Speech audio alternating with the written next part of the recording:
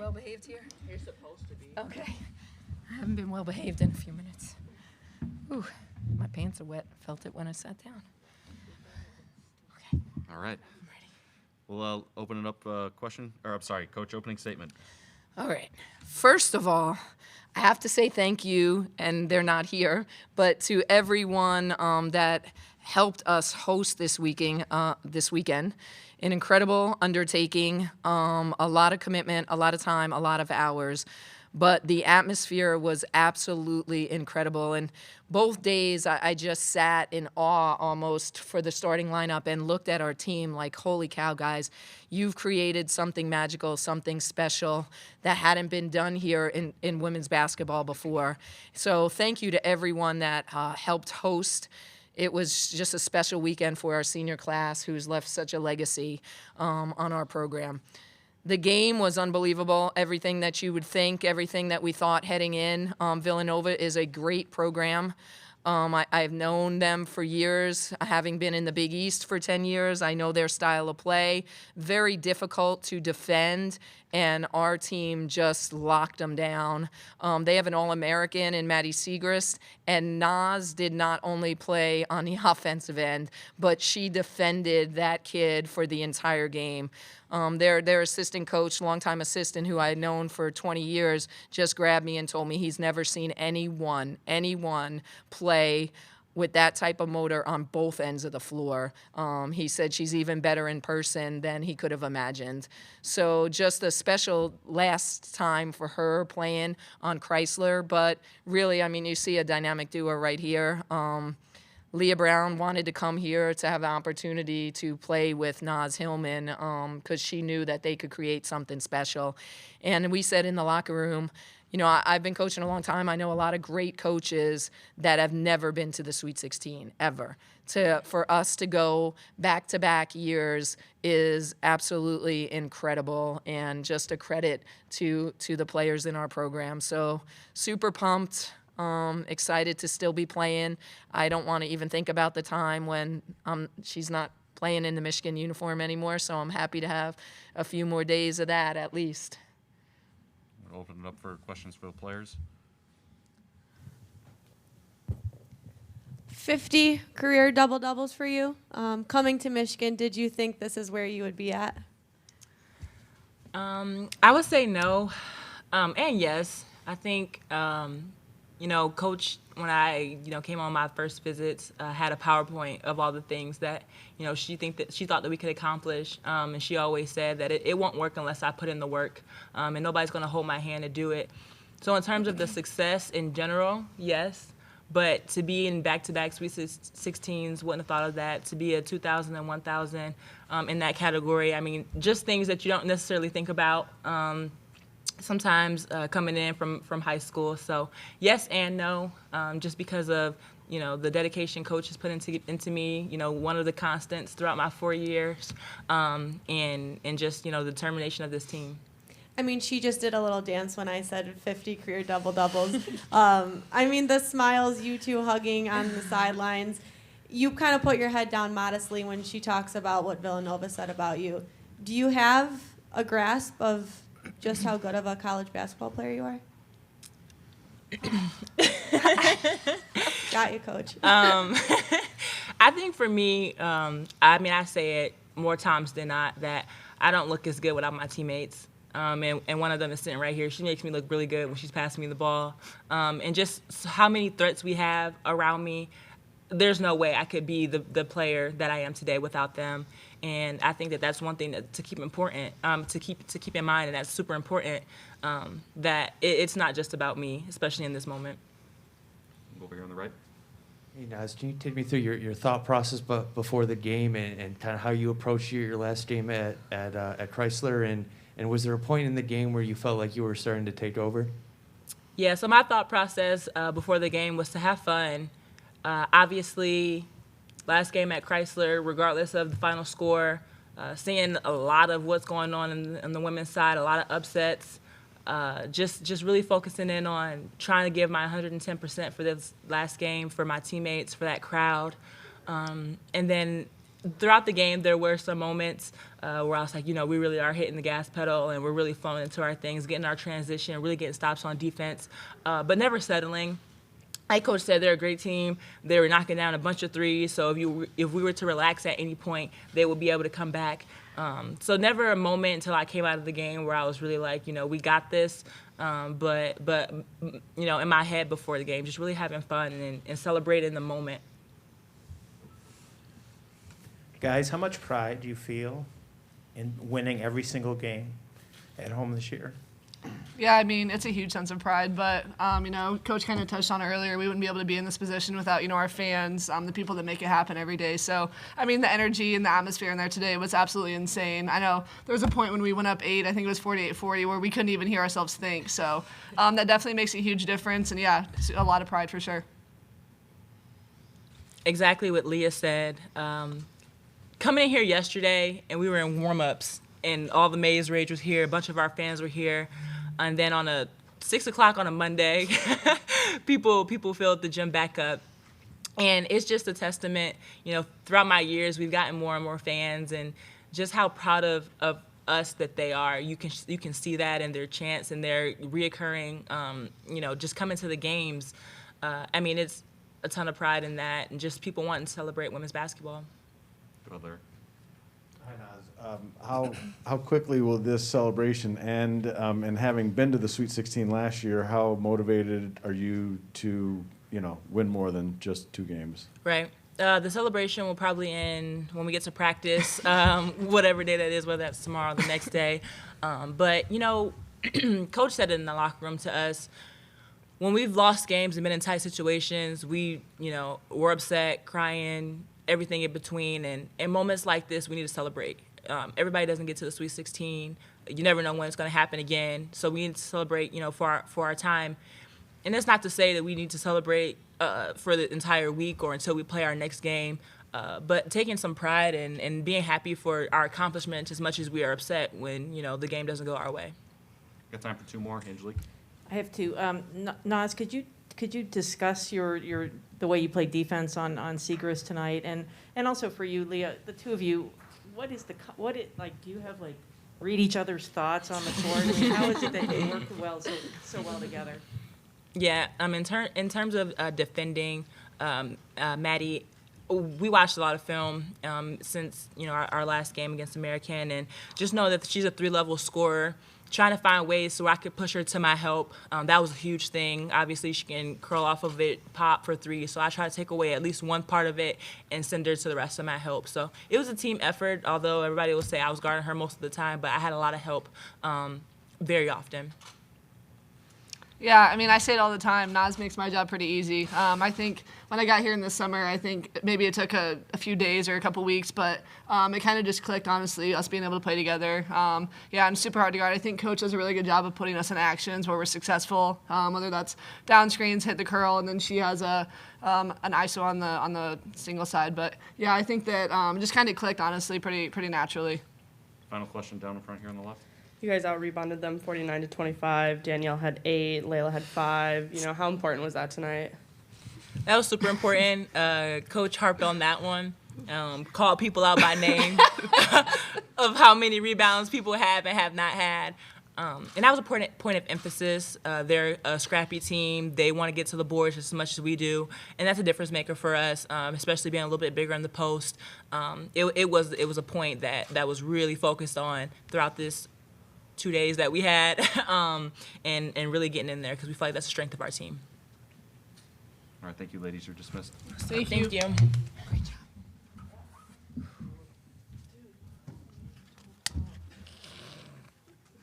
All right, we'll open it up to questions for Coach. Your hair's up in a bun. You got a different T-shirt on. What was the locker room scene after? I assume there was some water involved.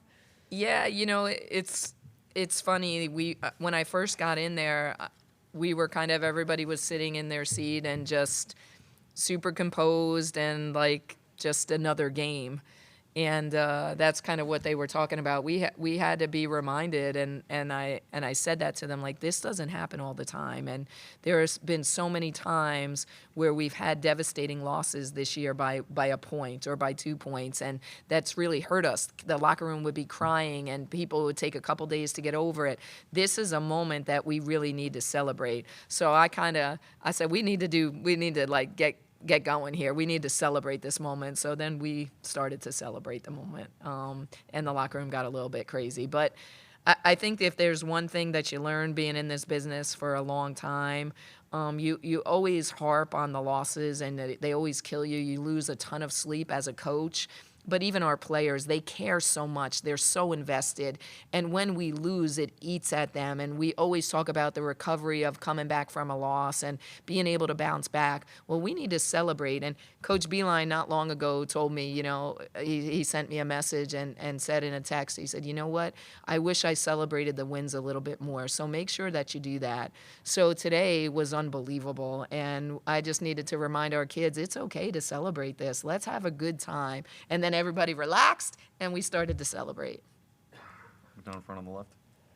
Coach, Villanova in the first half had 5 threes. Every time you guys tied it up, it seemed like they had a response, whether that be the three-pointer or layup. But then in the second half, they had 1 3 in the first 10 seconds, and then after that, they were in a slump, shooting 7 of 28. What kind of changed as a result of that, you think? Yeah, I mean, I think we had to adjust. They like we run stuff for Leah and Naz. They were running stuff for number 14 and number 20. And if you got stuck on screens and 2 people came inside, they were popping and they were getting a lot of shots. Emily got in foul trouble, and she came out of the game, and she's a super high IQ player, a really great defender for us. So when she came out, we had to make an adjustment and figure out who was going to guard. And for the first time in a long time, we went 4 guards, and we made an adjustment and did a pretty good job of that. But when Emily got back in the second half, I know the one that they gave up, but then her and Naz talked about it and did a really awesome job after that. Go, Larry. Kim, whenever you're done celebrating a couple days, how motivated are you to lead this team, further? And you've never gone past the Sweet 16, and to kind of keep taking steps as a program. Yeah, no, I think that's that's the big goal, and I think this class, even today when I was, at the hotel, we were getting ready to come here. I'm like, oh my gosh, I can't even imagine if this is our last day together. Like, I can't even wrap my head around that because I'm not ready. And so many times at the end of the year, you're kind of ready for the season to be over. You want a break. You need a break from coaching. You need a break from the kids. You just want a break. With this group, it's not like that. Like, I don't want it to end, and I try to embrace every single practice, every single moment with them. So I know we'll be back at it tomorrow and excited for what's ahead of us. There's been a ton of upsets. There's been plenty of great games. Everyone's a great team. We knew that coming into today's game. I mean, Villanova is a great team. So we know that we have our hands full every day, but we're just excited for the opportunity to keep playing. Go down here front.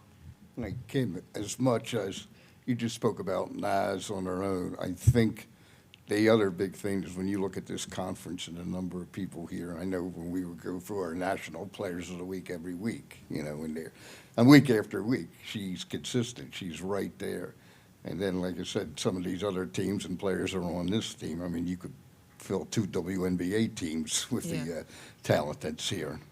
Yeah, I mean, I think that the bigger the stage with Naz, the more she performs. And everybody had an opportunity to see that tonight. And like I told you, where Coach Mulaney came up to me after and what he said about her. And he's coached a lot of great players in his time, but he said that he's never seen anybody like her that has that motor on both ends of the floor. So she's really special. But our conference does prepare us for games like tonight because we face a ton of different styles of play, some similar to Villanova, and we face a lot of really great players. So I think, our conference certainly did prepare us for this contest tonight.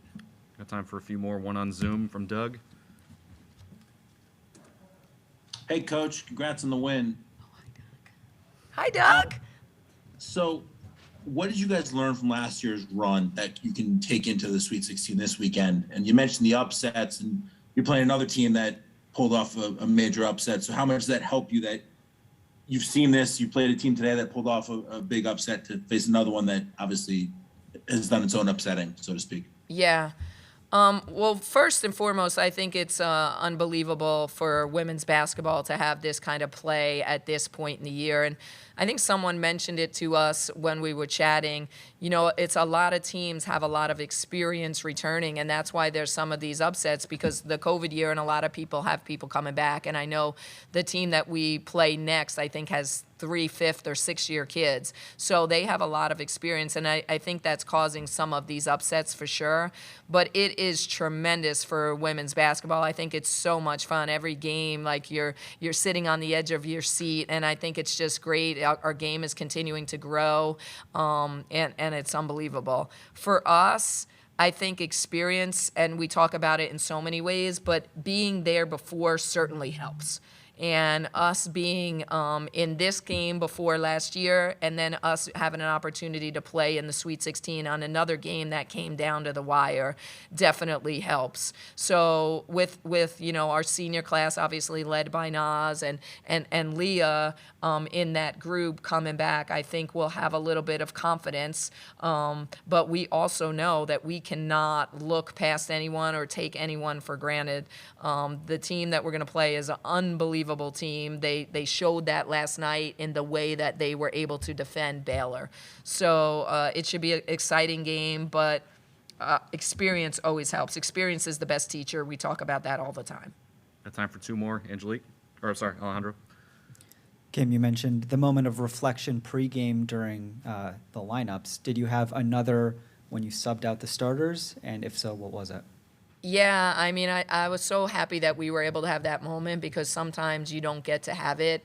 But really more for our fans and for our season ticket holders and for the people that have been there for that class, for them to really have that moment and appreciate that moment. I think for me, when you guys ask me questions that make me have to think about these guys, or when I went over to do the TV after the game and they started chanting, you know, MVP, and like it kind of hit me like, oh my gosh, like this is Naz's last time playing on Chrysler. This is, you know, our seniors' last time playing on Chrysler. And when I start to think about that stuff, I'm like, holy cow.